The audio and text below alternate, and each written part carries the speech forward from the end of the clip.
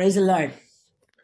கர்த்தருடைய நாம மகிமைப்படுவதாக. இந்த நாளின் காலையிலையும் கூட தியானத்துல நம்ம இந்த நாள் எடுத்துக்கொண்ட தலைப்பு லூக்கா 22வது அதிகாரத்துல சீஷர்களை பார்த்து சொல்லுகிற அந்த வார்த்தை, சோதனைக்குட்படாதபடிக்கு நீங்கள் ஜெபம் பண்ணுங்கள். பிரேயர் அப்படிங்கிறது இயேசு கிறிஸ்து கூட இருந்த சீஷர்கள் அனைவரும் அவர் ஜெபித்து பார்த்து பழகினார்கள். அவர் ஜெபிப்பதை பார்த்து கொண்டே இருந்தார்கள். அவர்களுக்கு ஜெபத்தை கற்றுக் கொடுத்ததும் அவர்தான். லூக்கா 11:1 அவர் சொல்லுங்க, சீஷர்கள் கேட்கிறாங்க, எங்களுக்கு ஜெபிக்க கற்றுக் கொடுங்க. அவர் பரலோகத்தில் இருக்கிற தேவனை நோக்கி எப்படி ஜெபிக்க வேண்டும் என்று சொல்லி அவர் கற்றுக் கொடுத்தார். ஒவ்வொரு முறையும் இயேசு கிறிஸ்து ஜெபிக்கும் பொழுதும் சீஷர்கள் அவரை வாட்ச் பண்ணிட்டே இருந்தாங்க. அவர் ஜெபித்ததுக்கு அப்புறமா அவருக்கு ஒரு புது பலன் கிடைப்பது, அதற்கப்புறம் அவர் ஊழியத்துல ஓடுவது, தன்னுடைய எல்லா பிரச்சனைகளையுமே ஜெபத்தில் அவர் ஓவர் கம் பண்ணி வந்தது. இது எல்லாவற்றையும் சீஷர்கள் பார்த்து கொண்டிருந்தார்கள். இயேசு கிறிஸ்து தான் செய்யாத ஒன்றை அவர்களை செய்ய சொல்லல. தான் என்ன செய்து கொண்டிருந்தாரோ அதை தான் அவர்களிடம் ஜெபியுங்கள் என்று கற்றுக் கொடுத்தார். ஜெபிக்க கற்றுக் கொடுத்ததுதான் ஜெபிங்கள் மறுபடியும் அவர்களிடம் ஞாபகப்படுத்துகிறார். இந்த பிரேயர் என்பதை பற்றி என்ன சொல்றோம்னா, prayer is a connection, prayer is communication and prayer is a relationship. 3 விதங்கள். பிரேயர் ஒரு இணைப்பு, மனிதனை தேவனோடு இணைக்கக்கூடியது. கனெக்ஷன், மனிதனை தேவனோடு தொடர்பு படுத்தக்கூடியது. ரிலேஷன்ஷிப், மனிதனை தேவனுக்குள் ஒரு உறவு, மனிதனுக்கும் தேவனுக்கும் உண்டான ஒரு உறவை ஏற்படுத்துகிறது.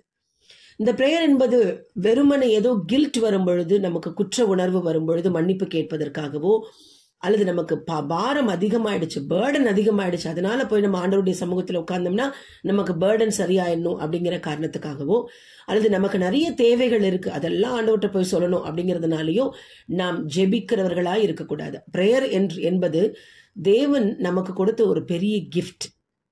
என்ன கிஃப்ட் தெரியுமா? நம்மை தேவனோடு இணைக்கக்கூடியதை, அந்த பாலம், பிரிட்ஜ் என்னன்றதை ஆண்டவர் கற்றுக் கொடுத்துட்டார். சோ இணைப்புல எப்பொழுதுமே, அவரோட கனெக்ஷன்ல எப்பொழுதுமே இருந்தால்தான் நம்ம ஜீவனோடையே இருக்க முடியும். So prayer should be our life. Prayer என்பது நம்முடைய வாழ்க்கையா இருக்க வேண்டும். எப்படி மெய்யான திராட்சை செடியோடு ஒட்டி இருக்கிற கொடிகள் ஜீவனோடு இருக்குமோ, அதே போல கிறிஸ்துவோடு கூட நம்ம எப்பவும் இணைப்புல இருக்கும் பொழுது, அந்த ஜெபத்துல இருக்கும் பொழுது மட்டும்தான் நம்ம உயிரோடையே இருக்கும் பொழுதும், அப்படி வாழ்கிற வாழ்க்கை மட்டும்தான் ஜீவனுள்ள உண்மையான வாழ்க்கையாக கருதப்படுகிறது. இயேசு கிறிஸ்து பிரேயரை குறித்து 3 விஷயங்களை சொல்லுகிறார். முதலாவது, prayer is a life line to God. தேவனோடு இணைக்கக்கூடிய அந்த உயிர் நாடியே பிரேயர் தான். லைஃப், நம்முடைய ஜீவன் சொல்றோம்ல, நம்ம உயிர் ஜெபம் தான். இரண்டாவது, சந்தோஷமா இருக்கும் பொழுது ஜெபிக்க சொல்லுகிறார்.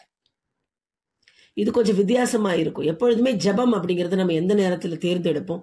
பிரேயர் அப்படின்னாலே நம்ம மனசு கஷ்டமா இருந்தாதான் பிரேயர், நமக்கு பேர்டன் அதிகமா இருந்தா பிரேயர். வழக்கமா பண்ற பிரேயர் வேற. காலையில எழுந்த உடனே குடும்ப ஜெபம் பண்ணுவோம், அல்லது நான் ஜெபிக்க வேண்டும் என்று நேரம் வரும்பொழுது பிரைஸ் பண்ணுவோம், பிரேயர் பண்ணுவோம், அதெல்லாம் ரைட்.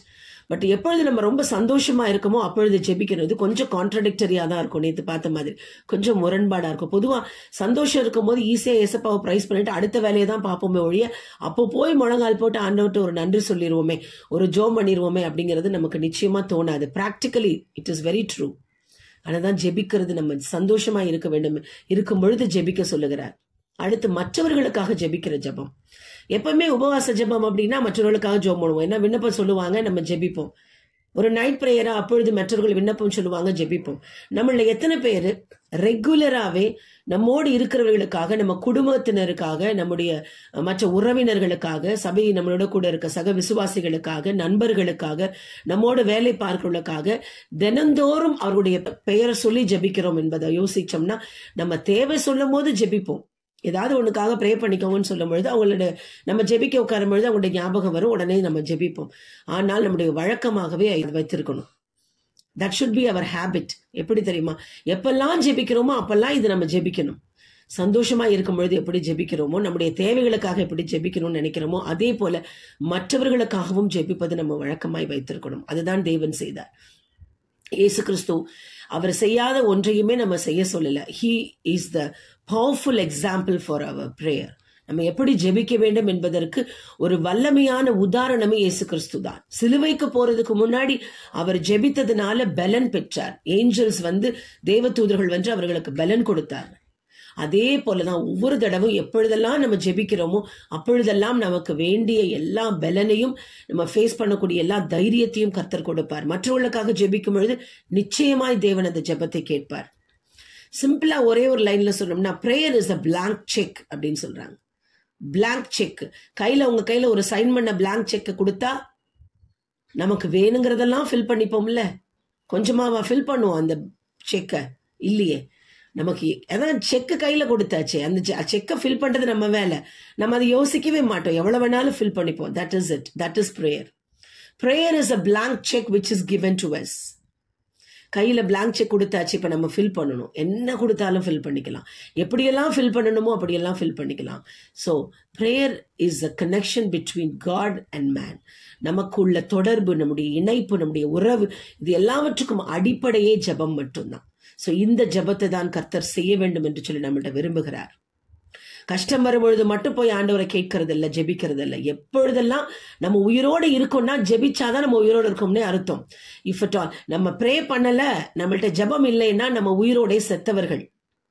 குடும்ப ஜெபத்தை பத்தி சொல்லுவாங்க, குடும்ப ஜெபம் இல்லாதது கூரை இல்லாத வீடு போல. அதே மாதிரி தான் ஜெபம் இல்லைன்னா நம்ம இல்லைன்னு அர்த்தம், ஜெபம் இல்லைன்னா நம்ம வாழலைன்னு அர்த்தம். If we are living, if you are alive, we have to pray. இதுதான் கர்த்தர் நமக்கு கற்றுக் கொடுக்கிற இந்த நாள் பாடம். சோதனைக்குட்படாதபடிக்கு விழித்திருந்து ஜெபம் பண்ணுங்கள் என்று தேவன் அந்த சீஷர்கிட்ட சொன்ன அந்த வார்த்தை இந்த நாள்ல நம்ம எடுத்துக்கொள்வோம். ஜெபிப்போம், ஜெயம் பெறுவோம். கர்த்தர் நம்மை ஆசீர்வதிப்பார். ஆமென்.